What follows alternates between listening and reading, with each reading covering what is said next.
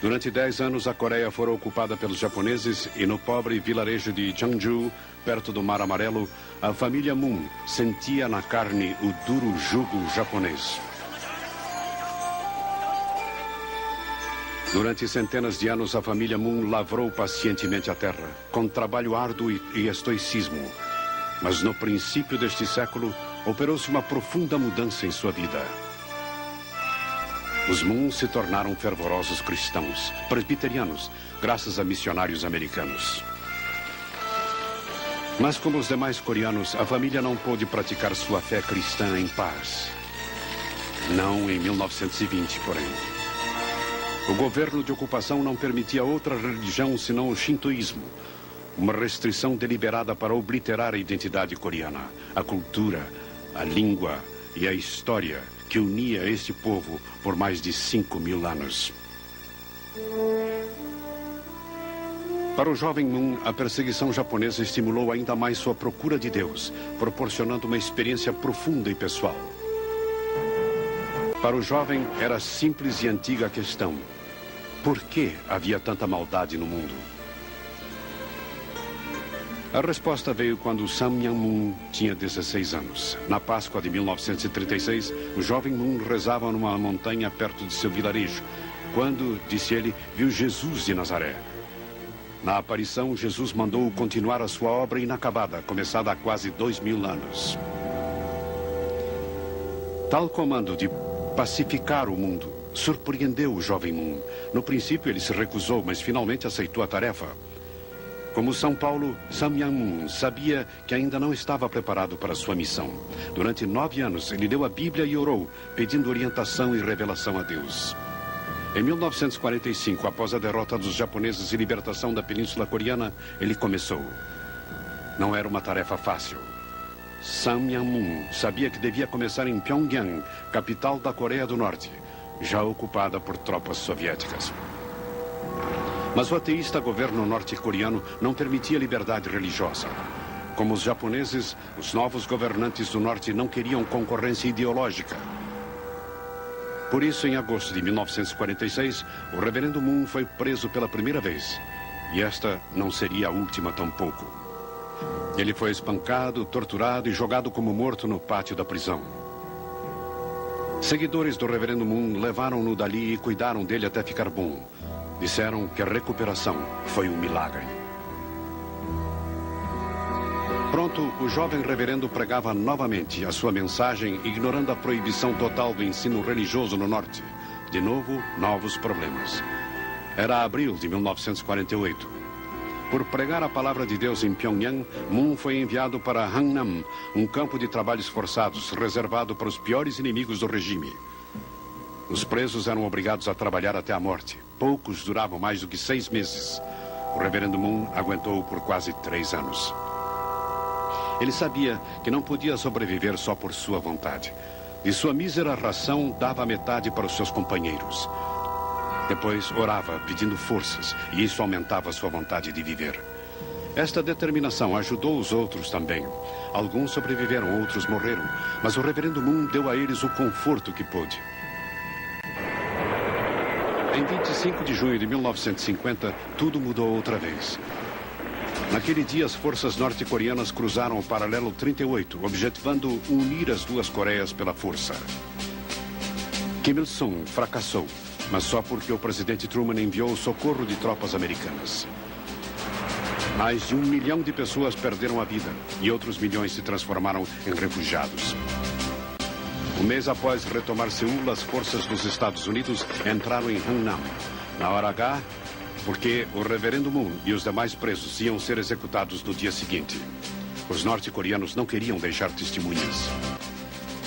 O reverendo Moon, no auge do inverno, carregou nas costas um discípulo ferido por quase 1.000 quilômetros de terreno acidentado e estradas congeladas cheias de refugiados.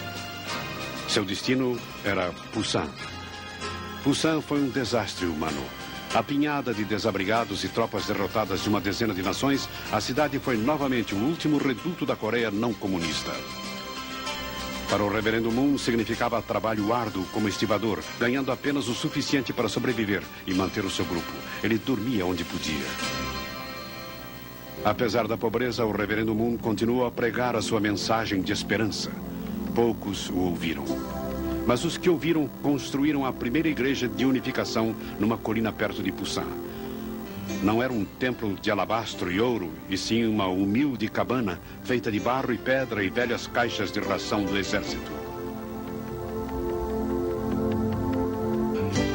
O reverendo Moon disse aos seguidores que com Deus todas as coisas são possíveis e que nesta nova era haveria paz na terra e a humanidade viveria pelo amor de Deus. 3 anos depois de começada uma paz hesitante na Coreia, o reverendo Moon fundou oficialmente a sua igreja, que levou o nome imponente e inusitado de Associação do Espírito Santo para a Unificação do Cristianismo Mundial. Ultrapassou as fronteiras da Coreia, primeiro para o Japão e depois para o mundo. Foi à Casa Branca convidado pelo presidente Nixon, quando ele se debatia com o escândalo Watergate. O reverendo Moon falou também às 2 casas do Congresso dos Estados Unidos. Antes disso, encontrou-se com o ex-presidente Dwight Eisenhower e outros líderes mundiais, como o primeiro-ministro japonês e dirigentes do Vietnã, procurando a reconciliação numa era de confronto internacional. A campanha do Dia da Esperança continuou no Japão e Coreia em 1975, encerrando com uma enorme assembleia de 1.200.000 pessoas. Até o fim do ano, o reverendo Moon teria enviado missionários a 135 países. Mas a América continuou no coração de sua missão. No ano do bicentenário 1976, o reverendo Moon organizou a maior concentração de todos os tempos na capital americana, ao lado do monumento a Washington. Mais de 300.000 pessoas de todos os credos e cores compareceram. Ali ele pregou a sua mensagem de um mundo unido sob Deus. Ali ele profetizou o fim do comunismo, dizendo que ele iria a Moscou pregar ao povo soviético. Mas a mensagem precisa de um veículo. No caso do reverendo Moon, havia muitos modos de contar a história. Em 1976, ele criou a empresa Comunicações das Notícias do Mundo e 2 jornais diários, o New York City Tribune e Notícias del Mundo, em espanhol. Em 1982, The Washington Times foi fundado e logo se tornou um sério competidor do jornal The Washington Post. Outros jornais foram estabelecidos em outros países. No Uruguai, Últimas Notícias. No Egito, Middle East Times. No Japão, o Sekai Nippo. E na Coreia, Segye Times. O reverendo Moon criou revistas como Insight e O Mundo e Eu, maciço catálogo de 700 páginas contendo as melhores informações culturais do mundo. A imprensa escrita foi completada com a mídia eletrônica, como o Centro de Televisão de Washington e One World Productions, no Japão. O reverendo Moon fundou numerosas organizações, como a Associação para a Unidade da América Latina e o Conselho de Cúpula para a Paz Mundial. Estas organizações reúnem ex-chefes de Estado e outros líderes para promover a paz e o bem-estar de toda a humanidade. Uma manifestação do pensamento humano é a tecnologia. O reverendo Moon tem sido um campeão na disseminação da tecnologia para as nações subdesenvolvidas. E tem feito muito mais do que simplesmente falar. Esta é a China de hoje e um novo e ousado projeto, a Panda Motors Corporation. O reverendo Moon tenciona investir $1 bilhão na fábrica, com o fim de produzir 300.000 carros subcompactos chineses até o fim desta década. Com o objetivo de servir os mercados da China,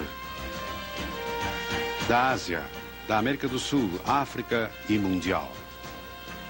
O objetivo da Panda Motors é o desenvolvimento e não o lucro.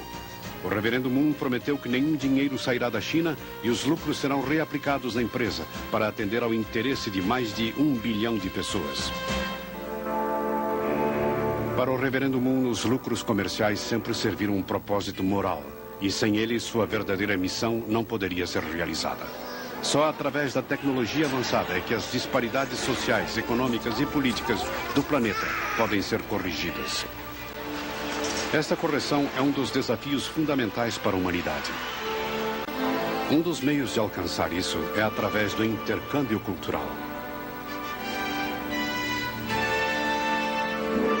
Em 1990, ele estabeleceu a Academia Universal de Balé, em Washington. O reverendo Moon e sua esposa oficializaram, em 1962, um matrimônio de 72 casais. Em 1963, 124 casais. Em 1968, 430 casais. Em 1969, eles realizaram um matrimônio de 43 casais de 10 nações. Em 1970, foi a vez de 777 casais. Em 1975, 1.800 casais. Em julho de 1982, realizou-se o matrimônio de 2.075 casais, no Madison Square Garden, em Nova York. No mesmo ano, porém, em outubro, realizou-se na Coreia do Sul um matrimônio ainda maior, com a participação de 6.000 casais. Em outubro de 1988, 6 anos mais tarde, foi realizado outro matrimônio histórico, 6.000 casais, entre japoneses e coreanos. Estas duas nações haviam sido inimigas no passado. O Japão invadiu a Coreia em várias ocasiões e a dominou de 1905 até 1945. Através deste matrimônio podemos ver, com esperança, o futuro destas duas nações, antes separadas pelo ressentimento e ódio. Em janeiro de 1989, foi realizado o matrimônio de 1.275 casais, com a participação de mais de 100 brasileiros. A bênção matrimonial de 30.000 casais fez história. Até o momento, este foi o maior matrimônio realizado pelo movimento da unificação e em toda a história humana. 1.500 ônibus foram necessários para transportar os noivos.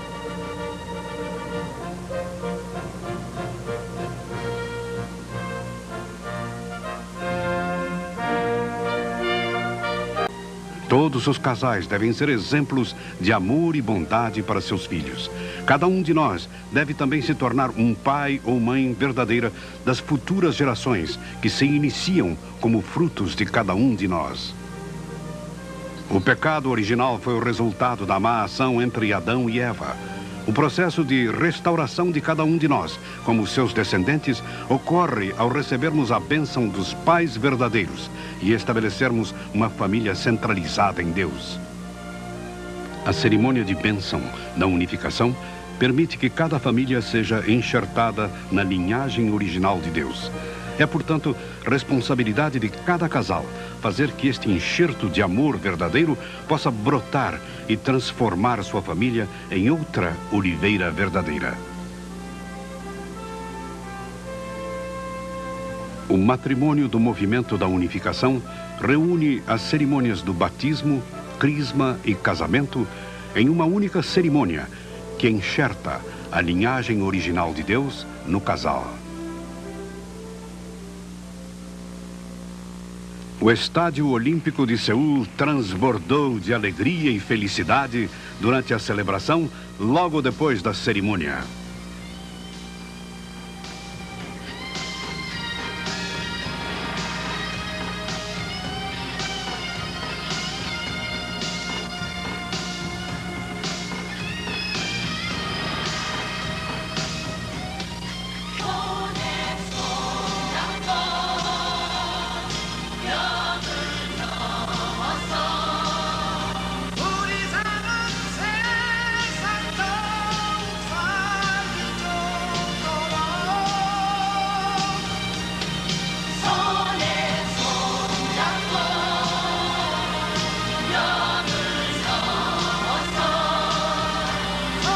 Pessoas de mais de 120 nações uniram-se ao conjunto Coreana, cantando em diferentes idiomas, mas em um só ritmo. Uma linda canção que marcou para todos os noivos o início de uma nova etapa em suas vidas e de seus descendentes.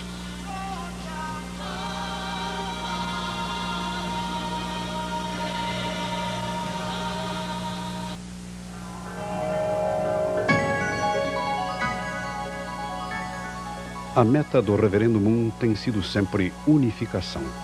Por este motivo, desde o início dos anos 70, ele se esforçou para a realização de conferências e seminários que pudessem promover um intercâmbio entre culturas, religiões e raças. Foram formadas diversas associações para esta finalidade, que seguem trabalhando em diferentes setores da sociedade, encorajando cada vez mais o diálogo e a cooperação.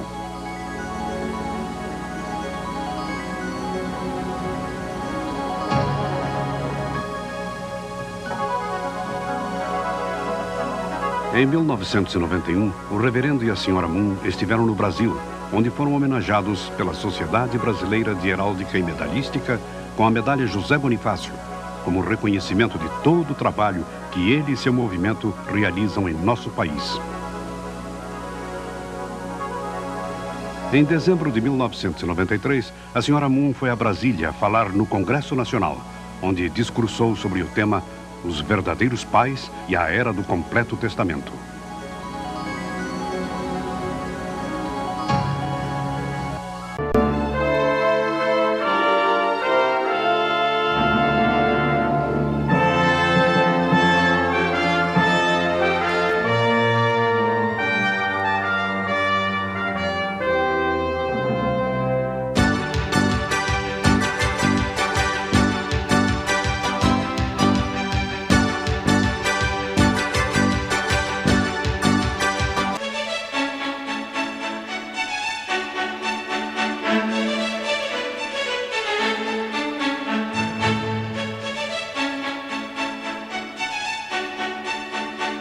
Realizou-se em Moscou, de 10 a 13 de abril, a 11ª Conferência Mundial dos Meios de Comunicação, sob o tema O Avanço das Comunicações e a Cooperação em Escala Global. Esta conferência foi anunciada em 1987 pelo Reverendo Samuel Moon. Desde então, a Associação Mundial dos Meios de Comunicação vem realizando conferências em vários países, tendo como objetivo principal direcionar o papel e a responsabilidade da mídia.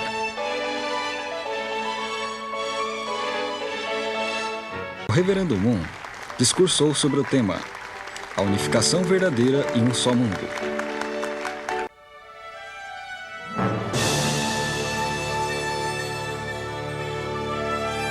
No dia 11 de abril, o Reverendo Moon encontrou-se com o presidente Gorbachev no Kremlin, num encontro que se prolongou por 2 horas. Durante o encontro, o presidente Gorbachev aceitou em apoiar a unificação das 2 Coreias. O Reverendo Moon falou da importância do apoio do presidente Mikhail Gorbachev para a realização da paz mundial e acrescentou que a chave do sucesso se encontra no renascimento espiritual centralizado em Deus. Nesse encontro, foi feito um acordo de ajuda mútua para a realização da paz mundial.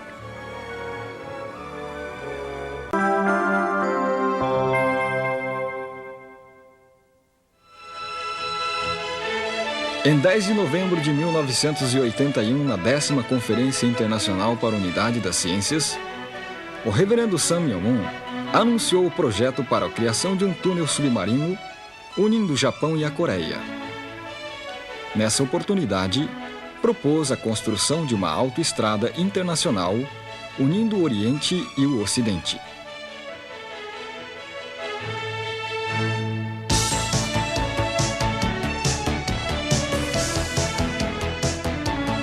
Este projeto da autoestrada internacional foi amplamente apoiado pela China, uma vez que aquele país está acelerando o processo de modernização.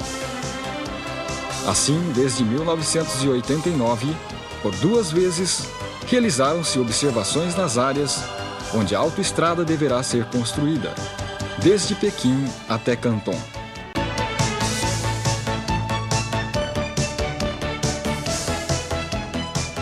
Este projeto da autoestrada foi apresentado em forma de desenho animado na Festa Internacional das Flores em Osaka, no Japão, levando sonhos aos corações de milhares de pessoas.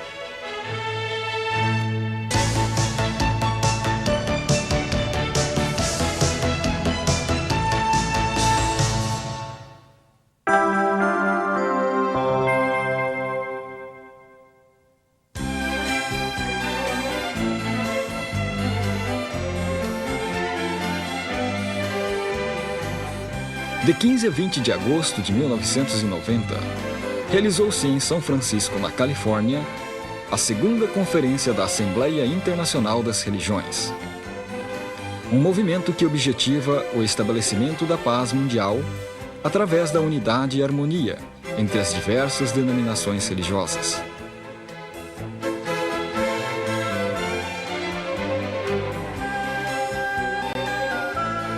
É necessário observarmos que tradição religiosa significa seguirmos o caminho do amor verdadeiro.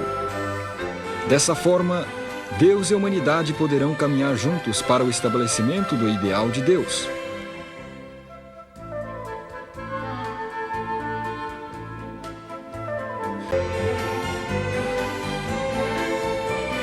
Foi entregue ao Reverendo Moon uma lista de assinaturas dos membros da Liga das Religiões para a Paz Mundial, momento em que foi aberto o caminho para as religiões do mundo inteiro realizarem o fundamento do ideal de Deus.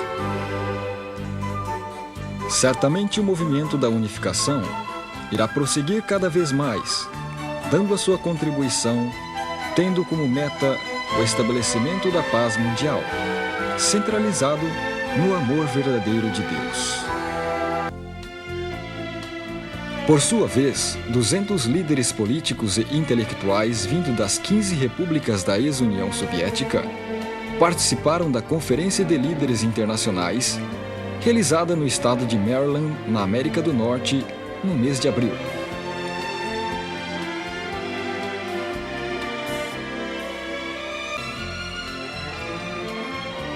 Segundo o Reverendo Moon, a paz que cada um procura não existe no outro mundo, mas sim dentro de cada um de nós.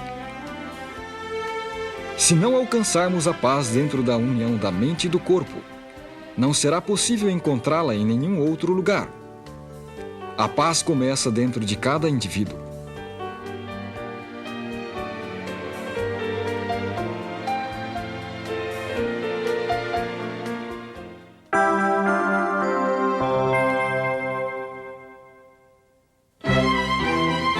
Seguindo o exemplo da União Soviética e os países da Europa Oriental, foi a vez das nações islâmicas reconhecerem o valor da ideologia do Reverendo Moon e do movimento de unificação.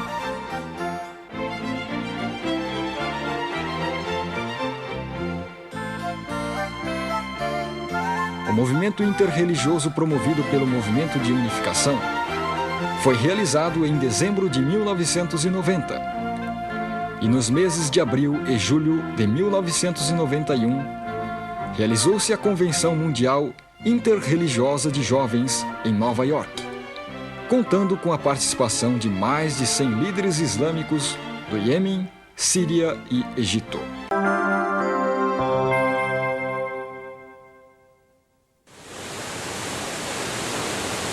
Do dia 16 a 28 de abril de 1991, o Reverendo Samuel Moon e senhora visitaram o Brasil e o Uruguai.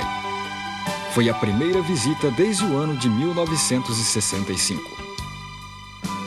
O primeiro país a ser visitado foi o Brasil, onde o Reverendo Moon e esposa foram condecorados pela Sociedade Brasileira de Heráldica e Medalística com a comenda José Bonifácio de Andrade e Silva, sendo homenageado pela Sociedade Brasileira em um jantar com a participação de 300 autoridades.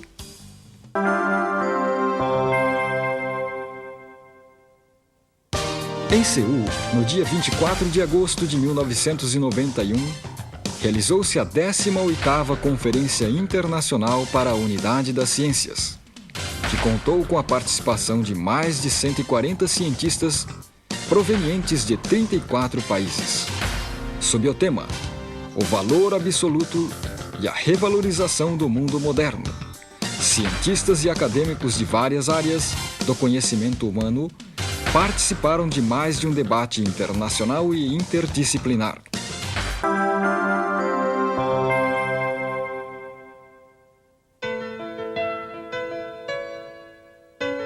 No dia 27 de agosto, em Seul, reunindo religiosos do mundo inteiro, realizou-se a reunião de fundação da Federação Interreligiosa para a Paz Mundial. o reverendo Sun Myung Moon propôs um meio de solucionar pacificamente a tensão internacional com a cooperação em escala global entre religiosos e organizações religiosas, e a aceleração de debates entre as religiões, bem como a promoção de um movimento de educação, pesquisa e publicação de trabalhos sobre o movimento de cooperação interreligiosa.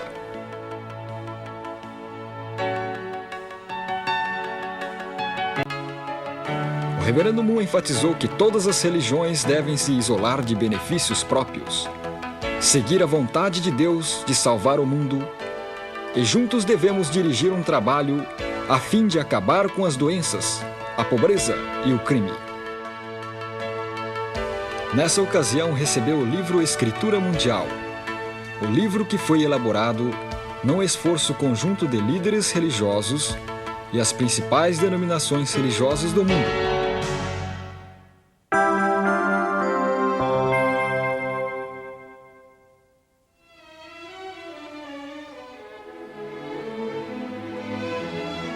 Após a fundação da Federação Interreligiosa para a Paz Mundial no dia 28 de agosto de 1991, realizou-se a reunião da fundação da Federação para a Paz Mundial.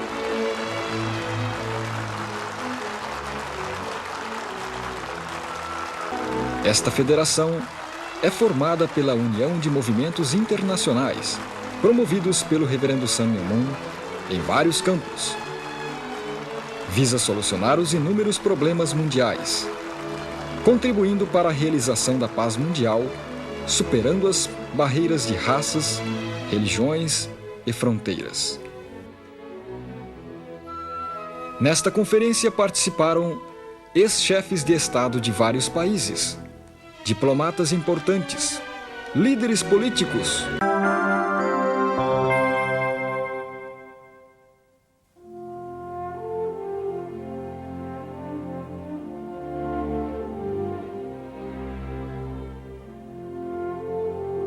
O reverendo Sun Myung Moon e senhora visitaram a Coreia do Norte do dia 30 de novembro a 17 de dezembro de 1991. O reverendo Moon reuniu-se com líderes políticos, onde proferiu discurso na Casa da Assembleia Nacional. E realizou o histórico encontro com o chefe de Estado norte-coreano, presidente Kim Il-sung.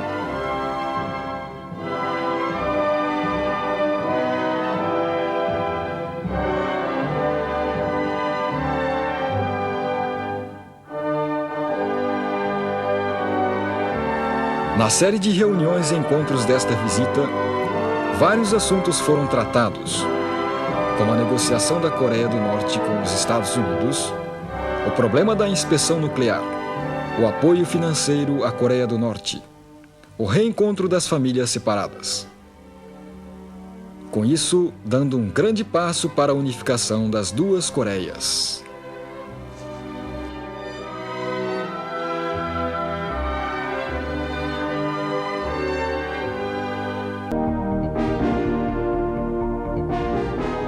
No dia 20 de agosto, no Hotel Intercontinental em Seul, foram realizadas juntamente a Conferência Internacional para a Unidade da Ciência e a Conferência da Academia de Professores para a Paz Mundial.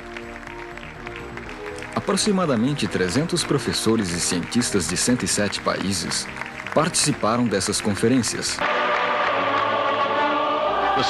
A cerimônia para honrar o Rei da Paz foi realizada na Coreia após eventos semelhantes em Israel e na América. A pátria de Deus foi estabelecida. Um mundo eterno de paz realizado no céu e terra que une as nações espirituais e físicas, raças, homem e mulher, e mente e corpo através do amor verdadeiro. Agora, esperanças honestas da humanidade para o futuro podem começar a ser concebidas. Fazem 70 anos desde que o Reverendo Moon foi pela primeira vez chamado por Deus como Salvador, Messias, Senhor da segunda vinda e os verdadeiros pais da humanidade.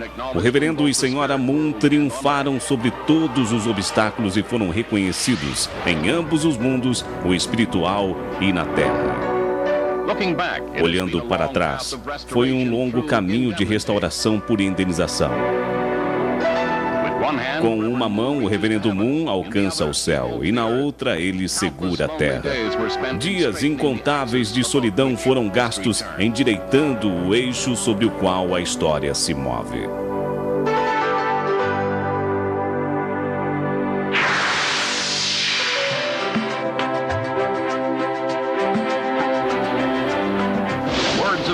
Palavras de verdade espalham luz sobre os segredos de Deus, sobre o mundo espiritual e a história humana.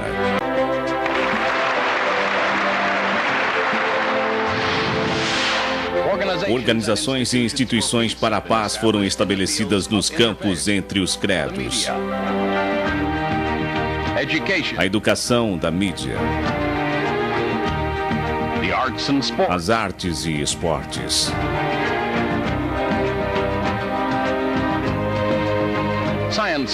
Ciência e tecnologia. E assistência e desenvolvimento.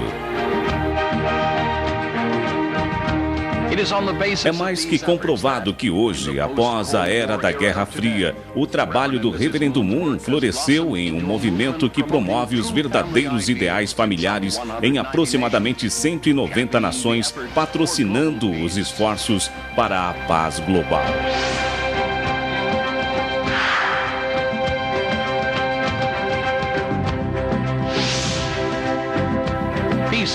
Marchas da paz em Israel e na Palestina. Serviço para a paz. O movimento para a renovação das Nações Unidas. Clubes de caminhada na montanha que criam impulso para a reunificação da Coreia. Combinando as principais organizações de paz que eles estabeleceram e, finalmente, o Conselho Interreligioso e Internacional da Paz. Esta iniciativa inspirou esforços em comum para a realização de um mundo de paz genuína que transcende fronteiras nacionais. A promessa do Messias de regressar à Terra está sendo concretizada. Vivemos numa época semelhante à de Jesus. Procure analisar sem preconceitos tudo o que você viu e ouviu. É uma verdadeira revelação de que o Messias já está na Terra. Guiados por Deus, adquirimos a capacidade de ouvir humildemente a voz de nossa mente original, que nos conduz ao entendimento do retorno do Messias.